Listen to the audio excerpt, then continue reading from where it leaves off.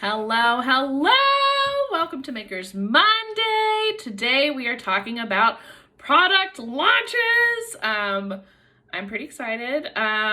This has definitely been like a big journey for Andy and me as we have gotten into this. Like, we definitely have different timetables for things, and kind of tweaking the finer details of launches has definitely probably been one of our larger pain points in our business. But I feel like we are finally at a place where I could share our experience, and hopefully you will learn from our mistakes. So, get that quiet.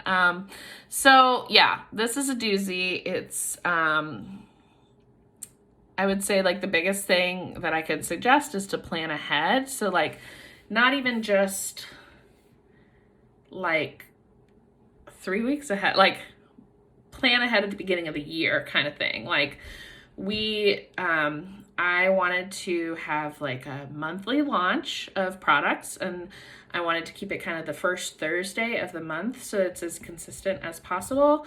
So that helped. And so I kind of thought, okay, so like what's the big launch for, I don't know, January? January would probably be like making sure you have enough cards for everybody, like all your different categories of cards so you're prepared for the year or something like that. Like obviously my November launch is going to be Christmas holiday stuff so that people have time to get like psyched about it and get it for all their holiday festivities.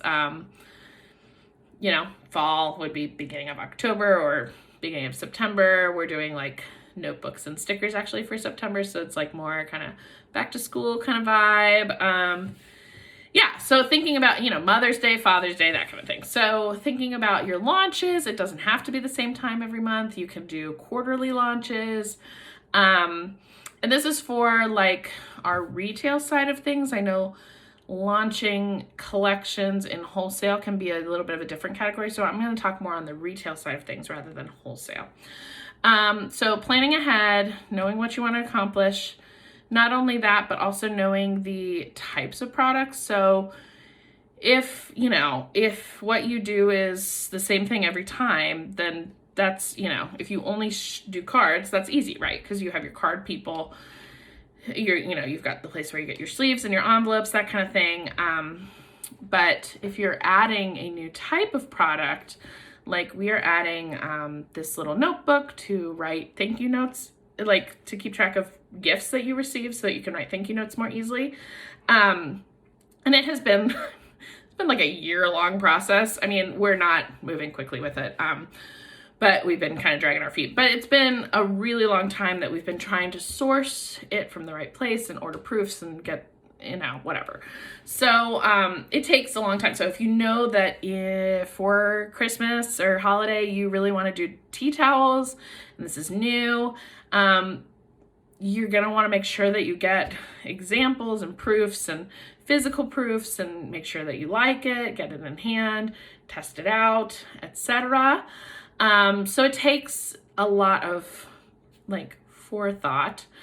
And then depending on what your art form is, like I know a lot of like people who are working with clay or something, it's like kind of batched in how much they can make in that time, or like if it's macrame and you're making unique pieces for like once you sell that out, it's not like you have a ton of inventory left. You have what you've made. Whereas cards, if I run out, I can always go sell more. So or I can always go print more. So it's like kind of different based on your industry. But for replicable items, you can source your items. You need to get the items. You need to photograph the items. So you can do mock-ups, and I recommend that because I think on websites, like we're kind of in a transition place where we're deciding between like wanting to do the mock-ups or like the glamour shots, as I call them, for our website, and like which one we like better, which one is better for selling purposes. So we're kind of in a weird transition of that, but I definitely like to have my more glamorous shots ready for Instagram, because if I just had like a white background in my card, I mean, if you've looked at my feed before, it's not going to be flowing with the rest of what the vibe is. So it's important to me to get photographs that are a little bit staged and fancy. So you got to get your like little props, you got to get, good lighting, blah, blah, blah, blah, blah. Take the pictures, edit the pictures. We try to edit it in a way that's like keeping with, I don't want to like blow it out or make the saturation super high so it looks like not what it looks like on the page, right? You need to make content to sell these items. So when I have a launch, I like to make like a kind of Canva story slide of the items so you can get a little bit of a closer peek. You can get a little bit more information about like what it's used for, who it would be great for, that kind of thing. And this can be helpful to have for your emails. So yeah, you got to make your emails to your newsletter. If you don't have a newsletter yet, this is me gently smacking you in the face. So you got to make a newsletter, you guys. Like every time I send a newsletter out, I get at least one sale so far. I think there's been like one exception to the rule. So every time I send a newsletter out for my general newsletter, somebody buys something. So like get your newsletter together, folks. Like this is going to be huge. So you need to have pictures and content about your newsletter to put in your newsletter. You need it for your Instagram posts. You might want stuff for Pinterest. You can do like story posts. You might want to do a reel. That could be a great way to capture some new audience. If you're doing wholesale, you can probably pillage a lot of your email to your general news audience, but re-gear it toward wholesalers. And then you got to put the items in the shop. You got to get, know how much it weighs. You got to, put in the details in your shop, get the pictures loaded, blah, blah, blah.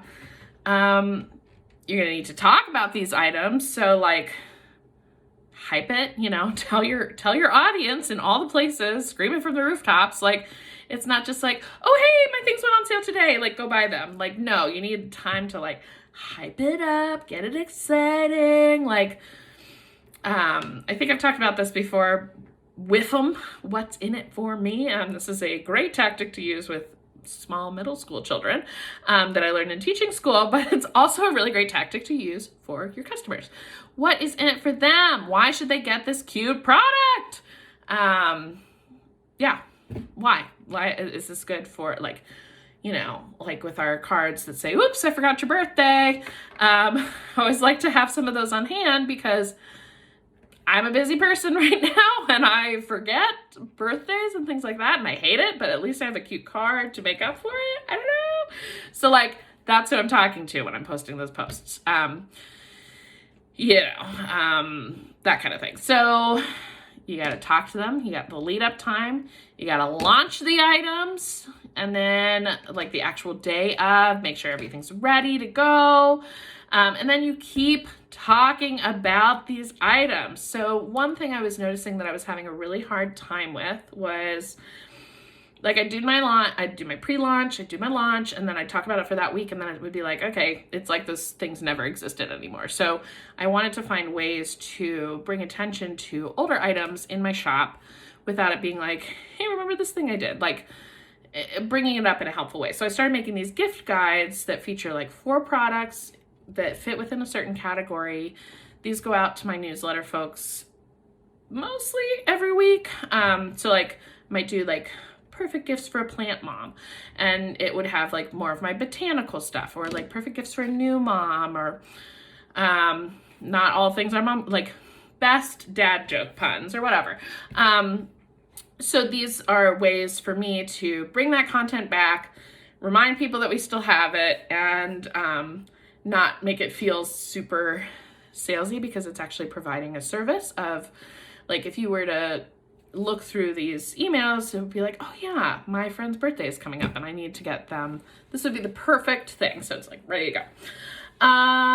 Yes. So keep talking about, I have my featured products, and then, keep working. Make sure you're not forgetting your upcoming launch because you're so tied up with the current launch, which is why scheduling ahead of time is really good. So, I mean, we like to make sure that we are on. So let's say we launch, I like to be done with my launch stuff. Like if I had my druthers, I would be done with my launch stuff the first week of the month for the upcoming month. So like that first week of July, I would be ready. I would have my pictures taken. The listings would be ready to go, blah, blah, blah, blah, blah, for the launch that's happening in the beginning of August. This is not always a reality because one, I don't get my paintings done in time to meet that deadline. Two, Andy and I are still struggling to figure out the right balance of juggling childcare and life, and me being like a very, not useless, I'm growing a human, but like I've just been a blob of a human these days. Like if I'm not working, I am able to contribute very little to the household, and that's just, this pregnancy has been really hard on me, and so we're definitely not as ahead of it as I would like, but it's the reality, so whatever. And then also, I think unless it's like emergency timeline, I feel like Andy works better when he has like a fire under his butt, like we gotta get it done by this time. So we both have very different working styles, and it's definitely something like that's probably been one of our like biggest discords, I guess. I don't know, like one of the biggest struggles that we're facing. So we're trying to find ways where we can meet in the middle.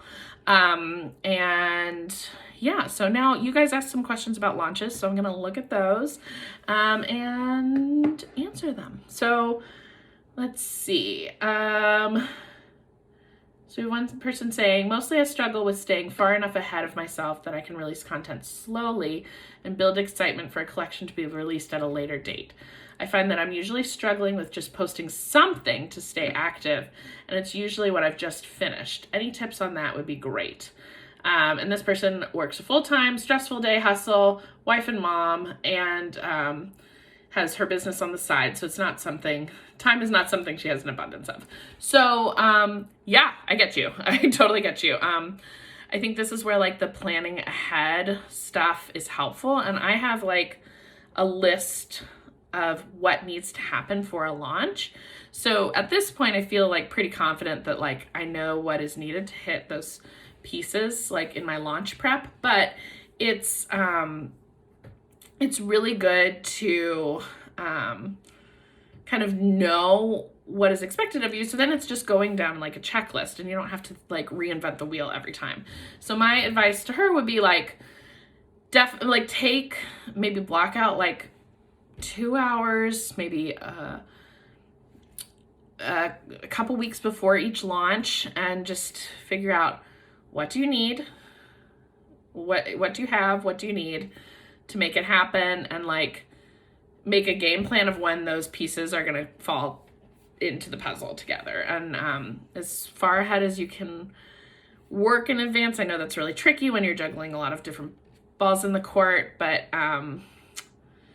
you've got like sorry, I'm kind of losing my train of thought, but like I think the best thing you can do is know what the pieces are that's needed for your launch, because everybody has their different businesses. But knowing that, and then you can make a game plan for it, so it's not just feeling like this insurmountable task. Like breaking it into little pieces can be helpful. And I also think time blocking it out, saying like, okay, on Mondays I work for 2 hours or an hour or whatever on the things that I need for my launch. And that's just when you plug it out. Like if you can do that, or like each week I need to set aside 2 hours to work on my launch materials, because I think so much of, especially when you're an artist, so much of what is, you're thinking about your craft, you're thinking about what you're creating, you're thinking about this next product, but we don't often think about like the selling portion of it. But that is just as important as the actual product. So that would be my advice. And then, okay, so somebody else said, I am no good at the marketing strategy or build up pre-launch. Any advice about that is awesome. So yeah, it is hard. I mean, so from the time that I make the item, like the design, I feel like I share about the making of the design, but then by the time it gets to like production, a lot of time has elapsed and maybe we've lost like the momentum, or I'm like, lunchtime, like it gets lost in the shuffle. So I would say, like, if you're planning out, like, honestly, I think it makes it easier for content planning is if you know, okay, so like if you have an email list and you're struggling to come up with email topics, like, you know that the week of your launch, you need an email about your launch. The week before your launch, you need to get people excited about your launch. And then the week after, you need to like remind people that it's still not too late. So that's 3 emails that you have. So like, let's say you're launching even every other month, that's 3 out of 8 emails that you need to share with people. So it helps especially if you're planning content ahead of time, same thing. I would say the week before, the week after your launch are huge, like in terms of promoting. So like if you've gotten your pictures taken and you can share like the 5 W's or whatever that we learned in elementary school, like who, what, where, when, why, and how. Talk about that in relationship to your products. Like, who is this product good for?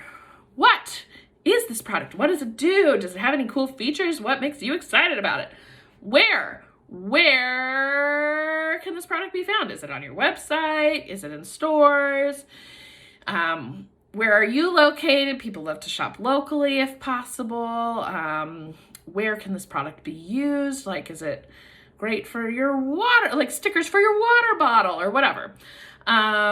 When is this happening?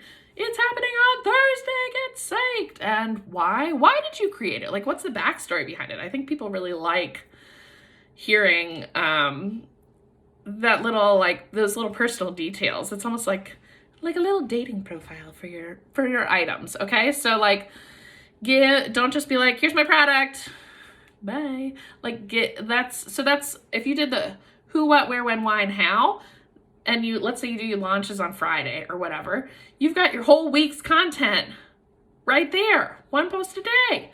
Talk about it more. I kind of like to talk about them more casually in my stories. I like to share behind the scenes, like what the packaging looks like, what I'm doing to get ready. Again, I feel like I could always be better about this, but yeah, what the packaging looks like.